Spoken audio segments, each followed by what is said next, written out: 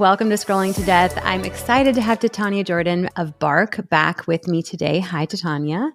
Hello. Thank you for having me. Number one fan Oh my gosh. of your podcast here. Number one fan of you. Today we're talking about Snapchat. There's so much going on, but I want to talk about Snapchat. Let's start with the latest feature that's been in the news. So Snapchat has a ranking system that's for free users. It's 1 through 8, and it's based off of how much you interact with other people. So the person you interact with the most is number 1, and so on. But if you upgrade, if you pay for Snapchat Plus, which I think is $4.99 typically per month, but then it's discounted right now. Nikki, they're running a special. I know. I got to be a Snapchat Plus member to test their solar system features for a story for only $1.99. So yeah, $4.99 to $1.99. That's quite a cut. I did not upgrade. Someone's like, you should upgrade to check it out. And I was like, I can't give them my money. I can't do it. No, I'm a little bit nauseous about it, but I had to get the screenshots. So yeah, so you can upgrade, and what you get with that are a number of things. One being the solar system feature. They say it's not a numbered ranking system, but I confirmed with Snapchat that it's the same ranking system as Top 8, but you're placed in orbit around. You're the sun in the middle, and then the 1 through 8 people that you're connected with are planets in the solar system. But when you upgrade, you can see where you land in other people's orbits. So just generally, how do you feel about being able to rank your friends, but also pay to see where you rank with your friends? I feel like we're all being punked right now. Right? What? This is so stupid. In what world, in what boardroom was somebody like, this is a great idea? Mm-hmm. Yeah, maybe if you're trying to make everybody lose their mind.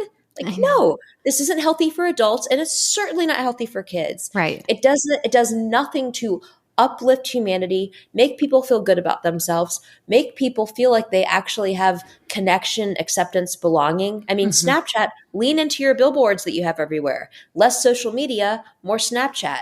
Sounds like social media to me. Yeah. I got a call from one of the parent survivors that I interviewed recently. She said something very similar. Do you feel like they're just fooling us? Do you feel like they're just rolling things out in order for us to catch it and then be like, oh, okay, we'll remove it? She's like, I cannot imagine why they would roll this out. I feel like we're all just being punked. That's what she said, basically. And it does feel like that. Oh gosh, and the quotes from the articles that have covered the fact that Snapchat has rolled this back, they're like, we can see a world in which this would not be helpful for people. I'm like, did a robot write that? A third grade robot write that? Come on. Yeah. Come on. Yeah. So this has been going on, I think, for a year. Maybe they rolled it out about a year, 2 years ago, maybe 2022.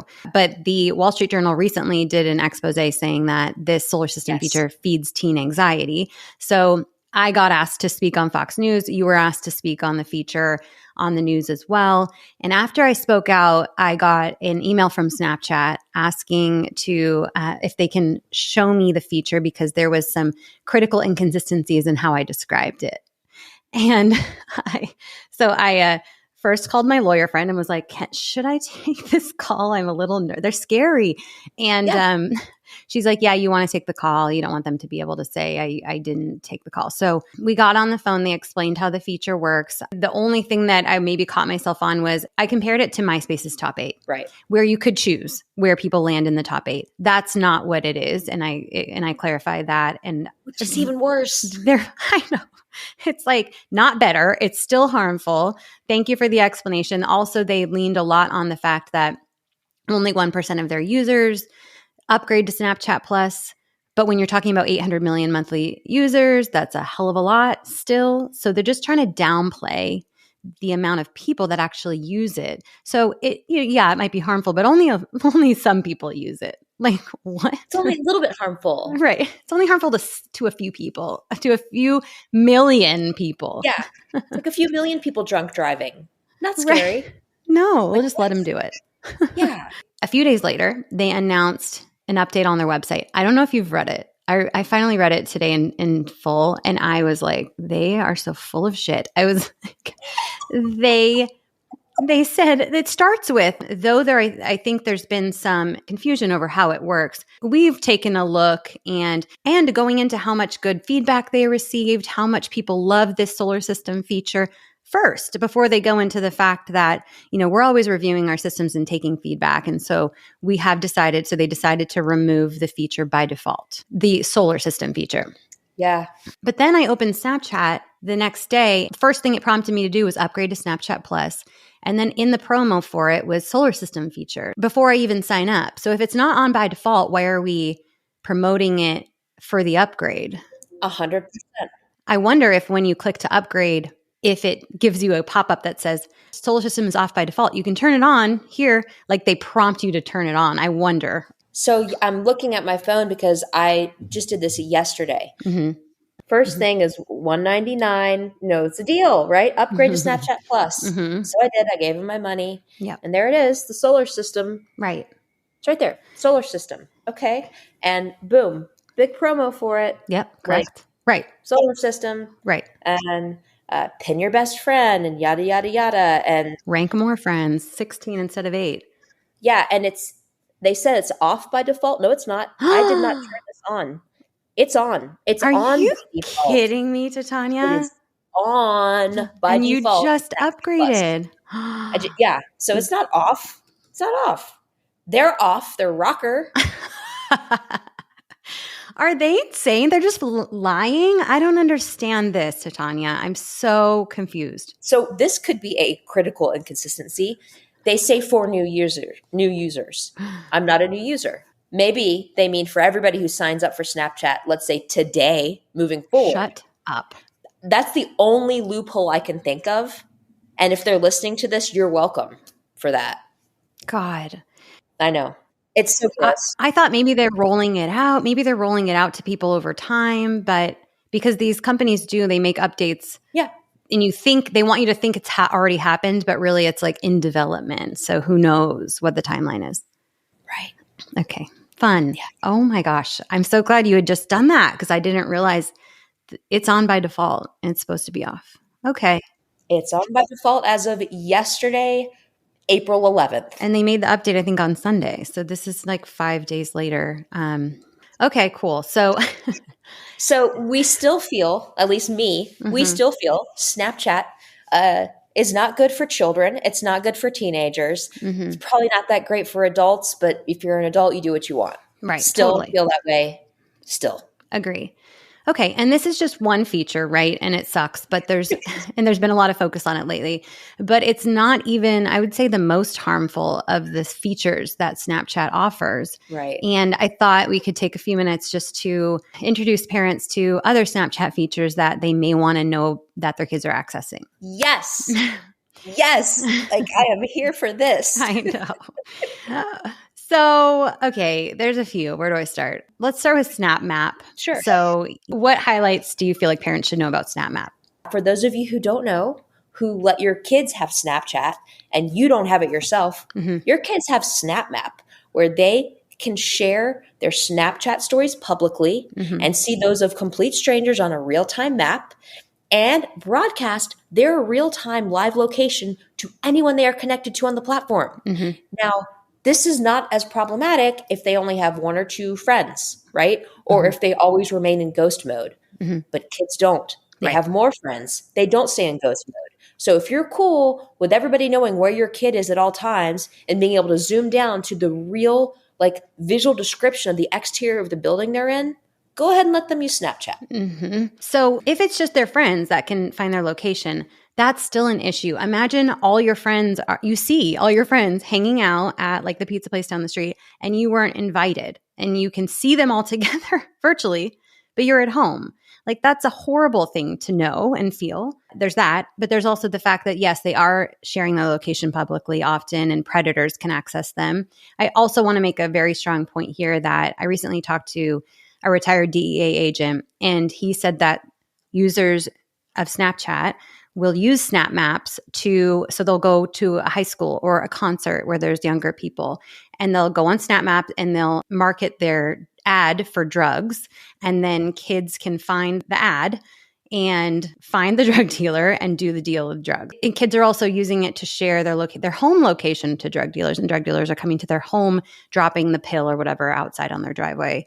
Really just not a safe feature for kids. We might not want to know where our kids are, but we don't want our kids to be able to broadcast their location to strangers and predators and drug dealers. No, not at all. Again, in what world does that make sense?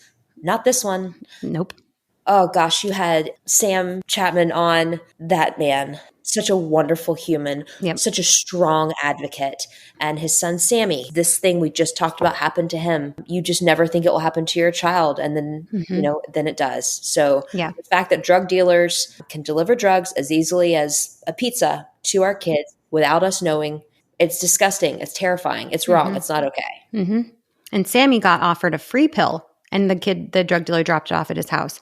And they do this because these pills often have fentanyl in them, which is what Sammy died from. And you'll get so addicted that you give them one or two free ones, and then they're buying from there. And these are normal kids. These are not drug addict kids. These are kids that just want to maybe experiment like we all did. Yes, exactly. It's not okay. Next one is just nonstop friend drama and FOMO. Yeah. We alluded to this with the Snap Maps, but bullying is so widespread on Snapchat. A lot of children have like a grade-wide Snapchat group, like messaging group going on, and it's just constant stupidity and bullying. It's not like uplifting conversations like, how can we rally to clean campus? Like, no, that's not what's happening there. Yeah. And we also mentioned the FOMO, but it's exacerbating feeling that you're not good enough. You're somehow less popular. You're somehow less important. And that is taking a toll on children's mental and emotional well-being. We're seeing it in the rates of mental health issues and anxiety and depression, suicidal ideation. My AI. Yeah, let's talk about that chatbot. So what is that again? So there's a new chatbot that Snap rolled out without asking any parent, permission to do that in their child's feed. But yeah, so all of a sudden, one day, kids open Snapchat and there's this thing called My AI that they can chat with. But a tech columnist at the Washington Post experimented with the chatbot, and others have as well, and found glaring issues. Chatting with the chatbot to figure out how to lose your virginity when the chatbot thinks you're 13 and talking about experience with an adult. Advice around alcohol and how to cover up the smell of alcohol, right? If you're drinking underage. Those are just two of the many examples of, it's not okay. It's not okay. Nope. And so what about the My Eyes Only encrypted data vault? So what's that? There's a vault app built into Snapchat, right? Where kids can store photos, files, and sometimes even other apps that are locked behind a passcode. So even if you know your child's Snapchat username and password, unless you also know their My Eyes Only password, there's still things you might not be able to see. Yeah. Do you feel like minors deserve that level of privacy? No. Minors deserve a safe place. And a safe place is different than privacy that can sometimes not be safe. Right. Yeah, I agree. Okay. And Snap tokens. So this is new. They rolled out tokens within the app. They can be purchased with your money probably, and as the parent. And then kids can use them to buy digital goods. And each user on Snapchat, so you don't use your real image, you create a Bitmoji, which is like a innocent looking like angel character of yourself, and you can change, buy new clothes and things. So just for me, they just seem like desperate for revenue, and like they're charging people for pointless things within the app. And I actually was trying to find out like what can you buy with Snapchat tokens. There was it's very difficult to find out. And so I was, but I don't want to buy them on the app. So I was going to look into that. But well, not only that, but that's an avenue too. Like anything that gives adults the ability to gift children things in app, circumventing normal financial institutions or parental permission, again, as a pathway for grooming. So yeah, because they can gift the tokens to each other. Okay. So adult predators can use that to, hey, I'll give you some tokens you can use if you send me a nude photo, something like that. Yeah. Yeah. You can redeem tokens for gifts to send to a creator and start building a relationship, which is fine if everything's above board. But we've seen it's not typically. Correct. Anything else before I just go into the disappearing message feature? No, go. Okay. Go So for it. So Snapchat really leans on like this is supposed to be like a real conversation where you send something and it goes away. Like in real life, we have this conversation. Obviously, we're recording today, but if we were together, it doesn't hang around forever, which I think is kind of like a smart kind of dupe. It's like a smart way to try to spin it. But what do you feel like the harm can be around their messages disappearing? There's a lot. Mm-hmm. I feel like I say that a lot, but children are already in a mindset where they're not thinking long term. Mm-hmm. Everything is very fleeting and immediate. And so if they're not fully understanding digital footprints, or the fact that even if they're uploading media or text-based things or emojis to something that purportedly disappears, it still lives somewhere on a server, right? For some length of time. Yeah. It can also be captured. Somebody could be sitting beside that user and take a photo of it, and you won't get a notification that there was a screenshot taken directly. Yeah. So anything digital is not, you just need to go ahead and assume is not disappearing, even if it says it's disappearing. It has, permanence and public aspect to it, even if you think it's private. And it's a problem. It's a problem. Yeah. Good kids make bad choices. I did some really stupid things when I was younger. And thank God I didn't have social media to capture it or use it against me when I want to try to get my first job or get into college or anything. Yeah. So kids are encouraged to share things that it says they'll go away, but other users can screenshot it. Yes. I mean, and also like police can get access to it. Snapchat is not great at working with the police in cases specifically due to the drug dealing, but it is there. It is there. Okay. And that's something that, and we'll talk about what Bark offers to help monitor for these things, but like no one can monitor the images, right, on Snapchat that get sent back and forth. That's correct. Yes. Snapchat will not open their API to any third-party safety solution to help make their platform safer. Okay. Yeah. When it comes to the disappearing messages, I think it's important for parents to know that Snapchat is not the only place where kids are getting encouraged to send messages that they think disappear. So, for example, WhatsApp has a setting where messages can disappear after you can set it to 24 hours or 7 days or 90 days. Instagram now has vanish mode. I've turned it on accident when I like swipe up or something. I'm like, what is this? It's so awkward too, because the person's like, did you mean to Do they get an alert? Uh-oh.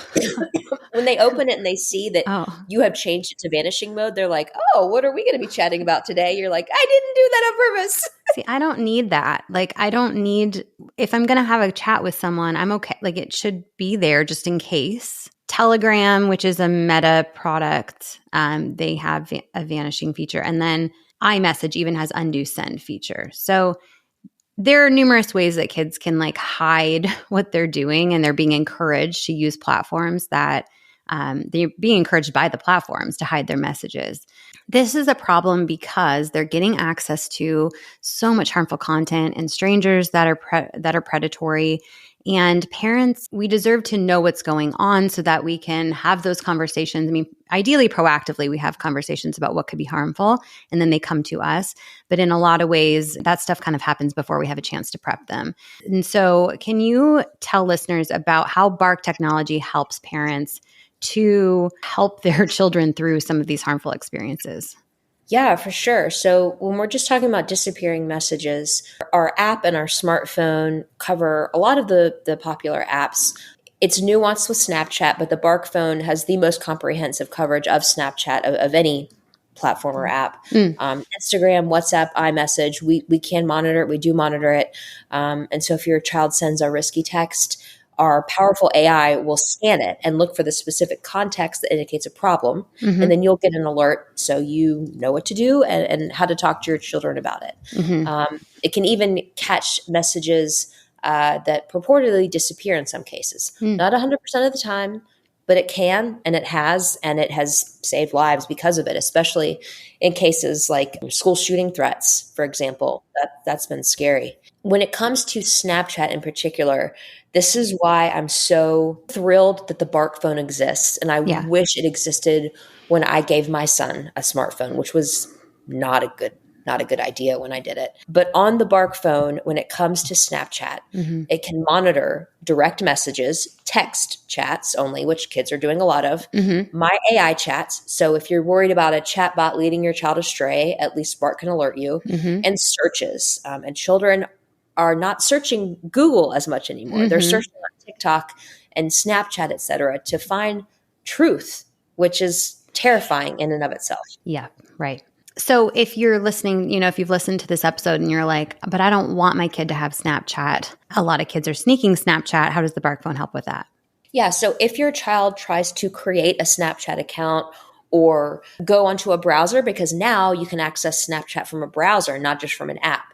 So Bark can alert you when your child has encountered Snapchat in a variety of ways or tried to access Snapchat in a variety of ways. And it can also just block it outright. If you do not want your child to access Snapchat, it can turn off access to the app and or the URL when they try to access it. Yeah, great. Okay. And I want to touch on nude imagery, which Snapchat is like the prime platform that kids are using to send nudes back and forth. And unfortunately, because we don't have access to the API, Snapchat doesn't allow us to have access to the API. We can't get alerts of nude images sent on Snapchat. That's correct, right? That is correct. And like that's a big red flag that I hope you spend more time covering outside of the time we have together, because the fact that a platform allows 13-year-olds on it, and the premise of it is to send disappearing photos. They know that there are nude photos going back and forth of children. And what is that? That's child sexual abuse material. Bottom line, against the law, children are being abused every single day on their platform, and nobody is doing anything about it. Wow. Yep. So Meta just yesterday announced that they are going to start blurring nude imagery that gets sent in direct messages on Instagram. Yep. And I was like, great, that's great. So I look at the article and their announcement and I'm like, oh, no, it's just blurred. And then it gives you the chance to open it if you want. It's just like, this may be nude imagery, but you can click here and open it right up.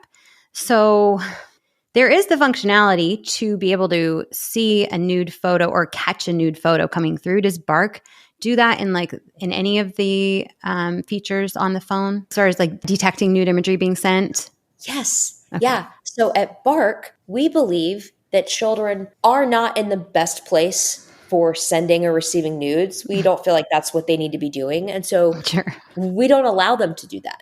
We don't give them the option to still send or view it. We don't even let it be saved to the camera roll, much less sent or received. So the Bark phone, we take a firm stance against CSAM. You don't want your child sending nudes of themselves. Bark phone is probably the best choice for you when it's time for your child to have a phone. Yeah. Thank you for doing that, because this is such a problem for kids these days. And with AI and all the things you can do with images of kids, it's getting very, very scary. And so I was excited to see Meta's update today for Instagram, but then very disappointed. And so the social media platforms just generally are not censoring or stopping our kids from sending nudes back and forth. Thankfully, we have products like the Bark phone now. And this is just in the last couple of years that we have access to products like this. And so we need to tell everyone we know that we need to give our kids safe phones that only give them access to what we want them to, that don't allow them to engage in child sexual abuse material activities that they can get charged for now in certain states. And I want to say too that the parents could be liable. If our kids are sending around photos of other minors, I wonder if the parents can be liable at some point in some of these cases because it's our phone. Yeah. If you own the device that's registered in your name and there's CSAM on it. Yeah. Let's be real careful with that. That's terrifying. So anything else you want to share on Snapchat, harmful feature that we didn't cover? Anything else that you want parents to know about the Bark phone and how it can help keep our kids safe from these harms? Well, since Snapchat is now an active listener to your podcast, I just want to say hi. Hi, Snapchat. You have the opportunity to do good in the world, and you can do that by working with Bark. We would love to work with you to help make your platform a safer place for kids. I don't think you'll take me up on it, but it doesn't hurt to ask. Yeah. With regards to the Bark phone, I just want people to know it exists, right? Yeah. Nikki, you have such a wonderful platform, podcast, social media presences. Your reporting is second to none. Like, you are covering the issues and talking to all the important people and telling the right stories. And I'm just thankful that you decided that the Bark phone is something, worth talking about. And I just want everybody to know it's an option. I don't think children need smartphones sooner than they were already going to get one, just because there's a safer one out there. But if and when it's time, just pick a safer choice. And that's the Bark phone. Yeah, I agree. Thank you, Titania. This is so important, this conversation. And I hope parents just reflect a little bit on the harmful aspects of Snapchat and all social media platforms and make those safe decisions and smart decisions with what they allow their kids to have access to and what kind of devices they hand their kids. So thank you, Titania. Thank you, Nikki. Keep fighting the good fight. Keep putting it out there. And if there's anything that I or the Parenting in the Tech World community can do to help you and support you, don't hesitate to ask.